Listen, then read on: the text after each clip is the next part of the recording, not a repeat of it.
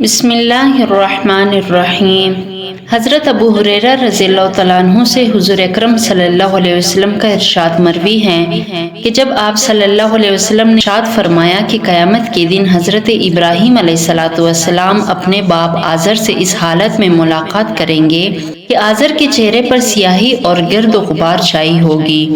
حضرت ابراہیم علیہ السلام آزر سے فرمائیں گے، کیا میں نے آپ سے یہ نہیں کہا تھا کہ میری نافرمانی نہ کرو؟ تو حضرت ابراہیم علیہ السلام کے والد کہیں گے کہ آج میں تمہاری نافرمانی نہیں کروں گا۔ اگر آپ ہمارے چینل پہ نئے ہیں تو پلیز ہمارے چینل کو سبسکرائب کریں اور بیل آئیکن کو پریس کریں تاکہ ہماری ہر نئی آنے والی ویڈیو آپ تک سب سے پہلے پہنچ سکے۔ تو حضرت ابراہیم علیہ السلام اللہ سے فرمائیں گے، اے میرے رب، بے شک تو نے مجھ سے اس بات کا وعدہ کیا کہ تو مجھ کو اس دن رسوا نہیں کرے گا جس دن سب لوگوں کو زندہ کر کے اٹھایا جائے گا۔ تو آج میرے لیے اس سے زیادہ رسوائی کیا ہو سکتی ہے کہ میرا باپ ہلاک ہونے جا رہا ہے۔ اللہ تعالیٰ کہے گا کہ میں نے جنت کو کافروں کے لیے حرام کر دیا ہے۔ پھر ابراہیم علیہ السلام سے کہا جائے گا کہ تمہارے پیروں کے نیچے کیا ہے؟ تو جب حضرت ابراہیم علیہ السلام نیچے کو دیکھیں گے تو آزر بچھو کی شکل میں خون میں پڑا ہوا ہوگا، پھر اس کی ٹانگوں سے پکڑ کر جہنم میں ڈال دیا جائے گا۔ قیامت کے دن تمام اولین و آخرین کو جمع کیا جائے گا۔ وہ کس قدر ہولناک دن ہوگا، اس کی کیا کیفیت ہوگی۔ قرآن مجید میں بار بار اس کی منظر کشی کی گئی ہے۔ چنانچہ ایک حدیث میں جناب نبی کریم صلی اللہ علیہ وسلم نے ارشاد فرمایا کہ جس حالت میں لوگ اپنی ماں کے پیٹ سے ننگے پیدا ہوتے ہیں ایسے ہی میدان محشر میں جمع ہوں گے۔ حضرت عائشہ رضی اللہ تعالیٰ عنہا نے عرض کیا، یا رسول اللہ، سب کے سامنے ننگا ہونے سے کیسے شرم آئے گی، ایک دوسرے کو دیکھیں گے۔ حضور نبی کریم صلی اللہ علیہ وسلم نے ارشاد فرمایا، لوگ اس وقت اپنی اپنی مصیبت میں اس قدر گرفتار ہوں گے کہ ایک کو دوسرے کی طرف دیکھنے کی مہلت ہی نہ ہوگی۔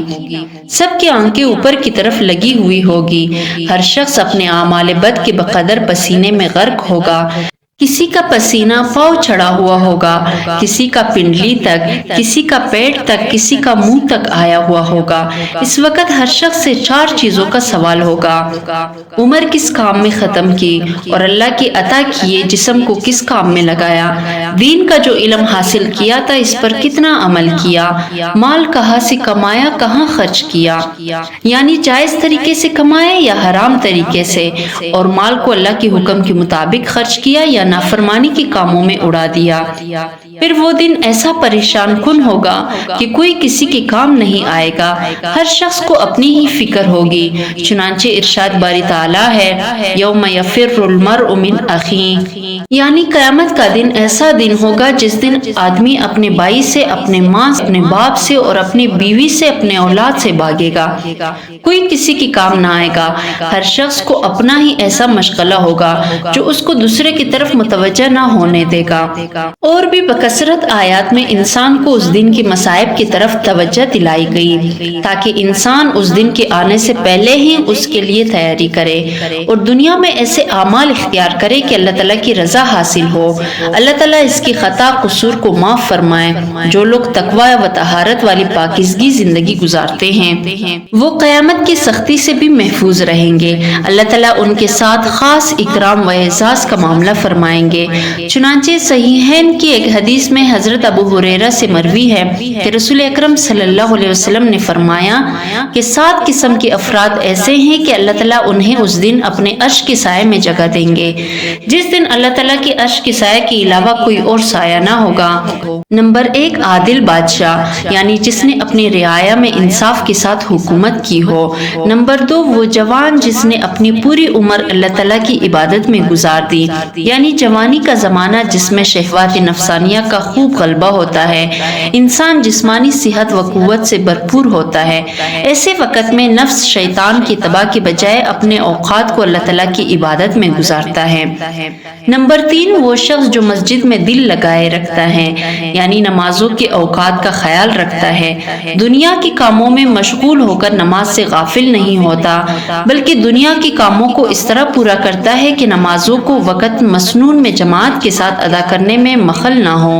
نمبر 4، وہ 2 شخص جو اللہ کے واسطے آپس میں دوستی اور محبت رکھتے ہوں، جب آپس میں ملتے ہیں اس دن میں ہوتے ہیں، ملاقات بھی اس لیے ہوتی ہیں کہ دین کے کام کو آگے بڑھایا جائے، اور جب جدائی ہوتی ہیں تب بھی اسی خیال میں ہوتے ہیں کہ دین کے کام انجام دیے جائے۔ نمبر 5، وہ شخص جس کو کوئی حسین و جمیل عورت بدکاری کے واسطے بلائے اور وہ یہ کہہ کر اس عورت کی طرف رخ نہ کرے کہ میں تو اپنے اللہ سے ڈرتا ہوں، یعنی اللہ تعالیٰ کے خوف کی وجہ سے موقع ہوتے ہوئے برائی سے بچتا ہے۔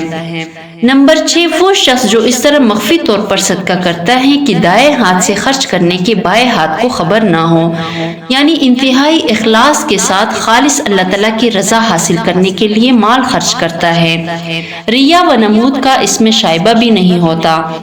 نمبر 7، وہ شخص جو اللہ تعالیٰ کو تنہائی میں یاد کرے اور اس کی آنکھیں آنسوؤں میں بھر جائیں، تنہائی کی جگہ بیٹھتا ہے اور اللہ تعالیٰ کی بڑائی، عظمت اور ان کی انعامات و احسانات کو یاد کرتا ہے اور جنت و جہنم کو یاد کر کے روتا ہے، یا ذکر و تلاوت کے موقع پر روتا ہے، یا اپنے گناہوں کو یاد کر کے روتا ہے، اللہ تعالیٰ سے معافی مانگتا ہے۔ ان اعمال کے علاوہ کچھ اعمال پر بھی آپ صلی اللہ علیہ وسلم نے عرش الہی کے نیچے جگہ ملنے کی خوشخبری دی ہے۔ اب ہمارے لیے یہ اعمال خیر کے دروازے کھلے ہوئے ہیں۔ اللہ تعالیٰ سے توفیق مانگتے رہنا چاہیے کہ اللہ تعالیٰ ایسے اعمال صالحہ اختیار کرنے کی توفیق دے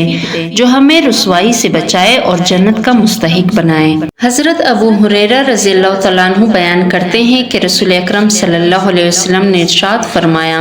ایک دفعہ ایک آدمی راستے میں جا رہا تھا، گرمی سخت ہو گئی، اسے ایک کنواں مل گیا، وہ اس میں اترا، جب اس سے پانی پی کر باہر آیا تو کیا دیکھتا ہے کہ ایک کتا زبان نکالے ہوئے اور پیاس کی وجہ سے مٹی کھا رہا ہے۔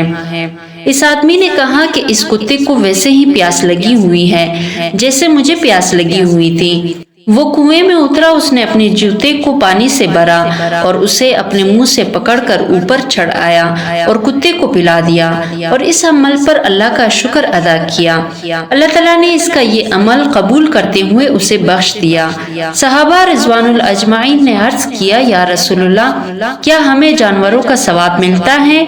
آپ صلی اللہ علیہ وسلم نے فرمایا، ہر جاندار کا ثواب ملتا ہے۔ حضرت عبداللہ بن خطاب رضی اللہ تعالیٰ عنہ سے مروی ہے کہ رسول اکرم صلی اللہ علیہ وسلم نے ارشاد فرمایا،